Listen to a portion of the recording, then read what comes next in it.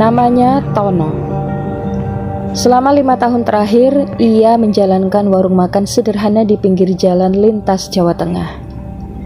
Warungnya awalnya sepi, pelanggan hanya datang sesekali, tapi tak pernah ramai.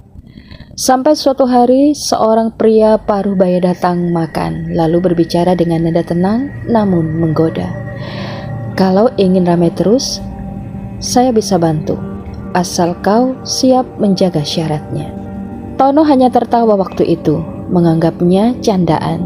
Tapi setelah seminggu, pria itu datang lagi, membawa bungkusan kain hitam kecil. Ia meletakkannya di meja, menatap Tono dalam-dalam. "Taruh ini di bawah meja paling pojok. Jangan pernah dibuka, dan jangan sekalipun menolak pembeli yang datang ke sini. Dalam 7 hari, kau akan lihat hasilnya." Entah kenapa Tono menuruti ucapannya. Ia meletakkan bungkusan itu di bawah meja pojok belakang, meja yang jarang dipakai pembeli. Dan sejak malam itu, sesuatu berubah. Warungnya tiba-tiba ramai. Tono senang, tapi juga bingung. Karena di antara semua pembeli selalu ada satu orang yang duduk di meja pojok itu setiap malam. Wajahnya pucat, berpakaian hitam, tak pernah bicara. Ia hanya memesan nasi rawon dan duduk diam sampai warung tutup. Anehnya, setelah ia pergi, meja itu selalu tetap bersih. Tidak ada sisa makanan, tidak ada gelas terpakai, seolah ia tidak pernah makan sama sekali. Suatu malam, rasa penasaran Tono mengalahkan rasa takutnya. Setelah warung tutup, Tono mengintip di bawah meja itu. Di sana, kain pemberian pria aneh itu masih terikat rapat. Tapi ia melihat sesuatu merayap dari dalamnya. Seperti rambut halus yang menjulur keluar perlahan, seolah tumbuh dari dalam bungkusan itu. Ia menjerit dan mundur. Esok paginya, Tono hampir ingin membuangnya, tapi ketika membuka pintu warung, pelanggan sudah antri panjang. Pendapatan melonjak 2 kali lipat. Semua bilang rasa makanannya semakin luar biasa. Tono diam, tapi di dalam hatinya muncul rasa bersalah yang aneh.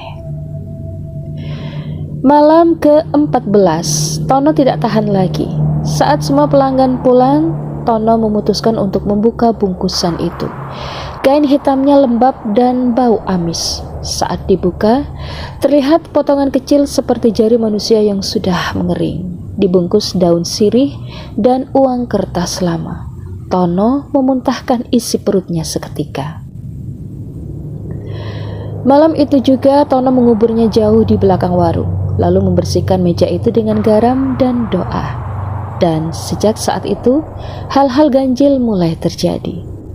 Kadang panci mendidih sendiri, kadang sendok jatuh tanpa alasan. Dan setiap pukul 11 malam, kursi di meja pojok itu selalu bergeser sendiri, seolah ada yang duduk di sana. Suatu malam, Tono nekat menunggu sampai larut. Ia duduk di meja depan, menatap meja pojok yang kosong. Angin berhembus pelan, lampu neon berkedip, lalu dari arah belakang terdengar suara langkah pelan.